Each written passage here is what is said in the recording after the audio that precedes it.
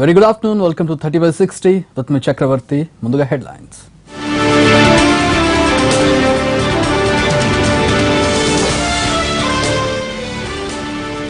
అశ్రు నయనాల మధ్య శ్రీనివాస్ అంతిమయాత్ర శోకసంద్రంలో కుటుంబీకులు స్నేహితులు.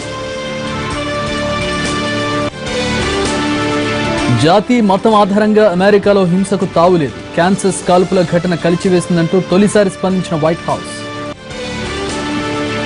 తెలంగాణ సెక్రటేరియట్లో మంత్రివర్గ ఉపసంఘం భేటీ. గొర్రెల పెంపకం, మత్స్య పరిశ్రమ అభివృద్ధిపై చర్చ.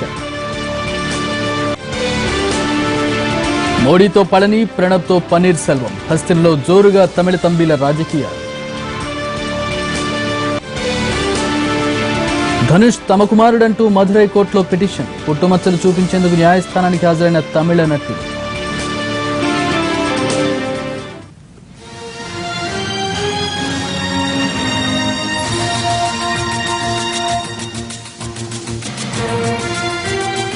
అమెరికాలో జాత్యహంకారి కాల్పుల్లో మరణించిన శ్రీనివాస్ అంతిమయాత్ర ప్రారంభమైంది.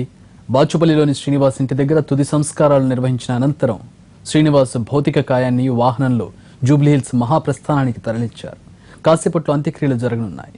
శ్రీనివాస్ కు కడసారి వీడ్కోలు పలికేందుకు బంధువులు, స్నేహితులు తరలివచ్చారు. శ్రీనివాస్ భౌతిక కాయాన్ని చూసి కంటతడి పెట్టారు. తుది నివాళులర్పించారు. శ్రీనివాస్ అమర్రహి అంటూ నినాదాలు చేశారు. ఎంతో ఎత్తుకు ఎదిగాడనుకున్న కొడుకు ఇలా శాశ్వతంగా దూరమైపోవడాన్ని శ్రీనివాస్ తల్లిదండ్రులు తట్టుకోలేకపోతున్నారు. అంతిమ సంస్కారాలకు తరలించే సమయంలో వారి ఆవేదనను చూసిన వారి కంట కన్నీళ్లు ఆగలేదు.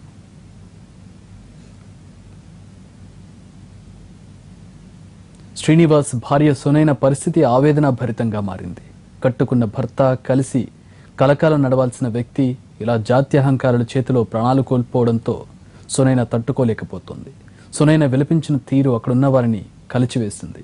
ప్రేమించి పెళ్లి చేసుకున్నవాడు ఇక కనబడడన్న వాస్తవాన్ని ఆమె జీర్ణించుకోలేకపోతోంది. శ్రీనివాస్ భౌతిక కాయం పక్కనే నిలబడి కన్నీటితో అలా చూస్తూ ఉండిపోయింది. చివరకు శ్రీనివాస్ భౌతిక కాయాన్ని అంత్యక్రియలకు తరలించే సమయంలో ఆమె ఆవేదన అంతా కట్టలు దించుకుంది. ఆమె బాధ చూసిన వారు పగవాడికి కూడా ఇంత వేదన వద్దు అంటూ కన్నీళ్లు పెట్టుకున్నారు.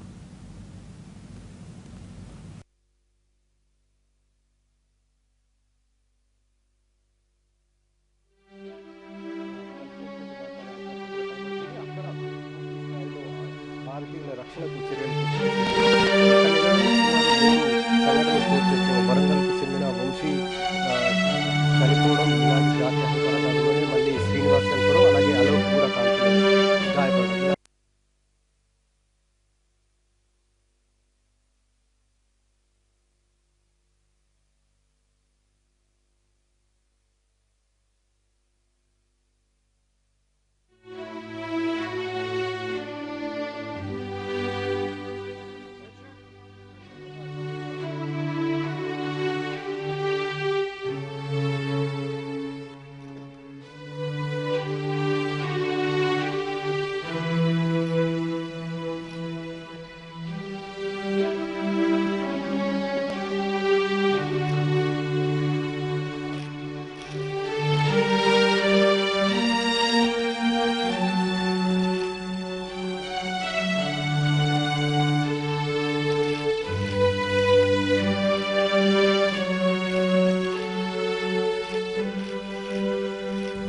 జాత్యహంకారంతో తెలుగువాడి ప్రాణం తీసిన ఆడమ్ ప్యూరింటన్ ను అమెరికా పోలీసులు న్యాయస్థానంలో ప్రవేశపెట్టారు.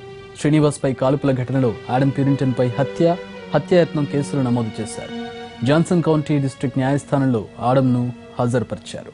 బుధవారం రాత్రి క్యాన్సస్ రాష్ట్రంలోని ఒతేలాలో కాల్పులకు తెగబడ్డాడు ఆడమ్ ప్యూరింటన్. విద్వేషపూరిత వ్యాఖ్యలు చేస్తూ విచక్షణారహితంగా కాల్పులు జరపడంతో హైదరాబాద్కు చెందిన కూచిబొట్ట శ్రీనివాస్ ప్రాణాలు కోల్పోయాడు. అతని స్నేహితుడు అలోక్ తీవ్ర గాయాలయ్యాయి.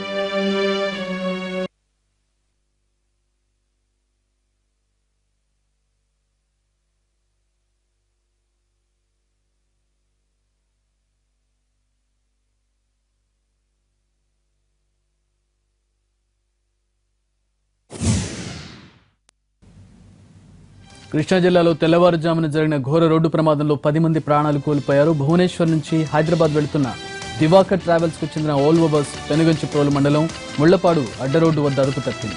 జాతీయ రహదారిపై వంతెనను ఢీకొట్టి కల్వర్ట్ మధ్యలో ఇరుక్కుపోయింది. దీంతో బస్సు ముందు భాగం నుజ్జునుజ్జైంది. ఈ ప్రమాదంలో 7 అక్కడికక్కడే చనిపోగా మిగతా వాళ్ళు ఆసుపత్రిలో చికిత్స పొందుతూ ప్రాణాలు కోల్పోయారు. ఈ ఘటనలో 30 మందికి పైగా గాయపడ్డారు. ప్రమాద సమయంలో బస్సులో 50 మంది ప్రయాణికులు ఉన్నట్లు సమాచారం. పెనుగంచిప్రోలు, నందిగామ పోలీసులు, ముళ్లపాడు గ్రామస్తులు సహాయక చర్యలు చేపట్టారు. 3 అంబులెన్స్ల సహాయంతో క్షతగాత్రులను నందిగామ ప్రభుత్వాసుపత్రి, ప్రైవేట్ ఆసుపత్రికి తరలించారు. పరిస్థితి విషమంగా ఉన్న వారిని విజయవాడ ఆంధ్ర ఆసుపత్రికి తరలించారు. అధిక వేగం, డ్రైవర్ నిద్రమత్తు వల్లే ప్రమాదం జరిగినట్లు తెలుస్తోంది. మృతుల్లో 3 ప్రభాకర్ రెడ్డి, కృష్ణారెడ్డి పాషాగా గుర్తించారు. వీరిలో ప్రభాకర్ రెడ్డి ఒడిశాలో ఉద్యోగం చేస్తూ హైదరాబాద్ వెళుతుండగా ప్రాణం కోల్పోయారు. బాధితుల్లో ఎక్కువ మంది విశాఖకు చెందిన వారే.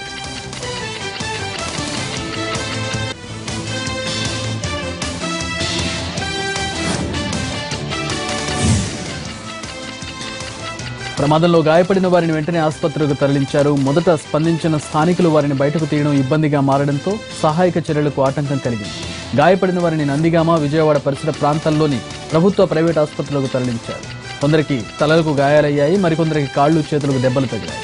ఇంకొందరు ఇంకా షాక్లోనే ఉన్నారు. చావు అంచులకు వెళ్లొచ్చిన వారు ఆ షాక్ నుంచి ఇంకా తేరుకోలేరు.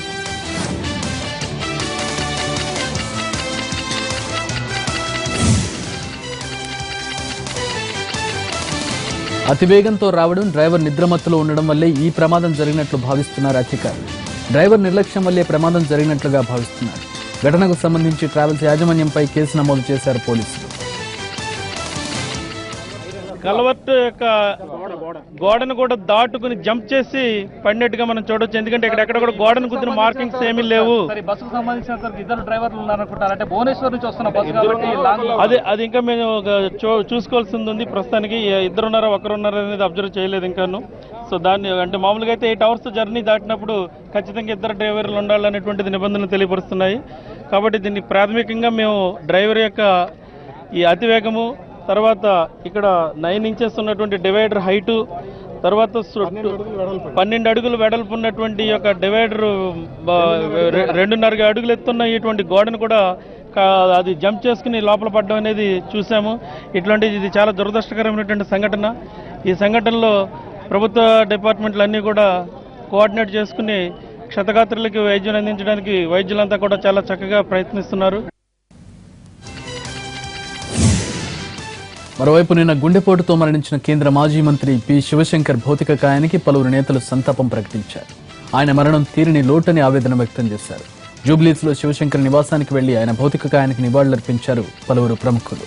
మాజీ సీఎం రోశయ్య, కేంద్ర మంత్రి దత్తాత్రేయ, మాజీ ఎంపీలు మధుయాష్కి, లగడపాటి రాజగోపాల్, నిర్మాత అల్లు అరవింద్ శివశంకర్ పార్థివ దేహాన్ని సందర్శించి నివాళులర్పించారు.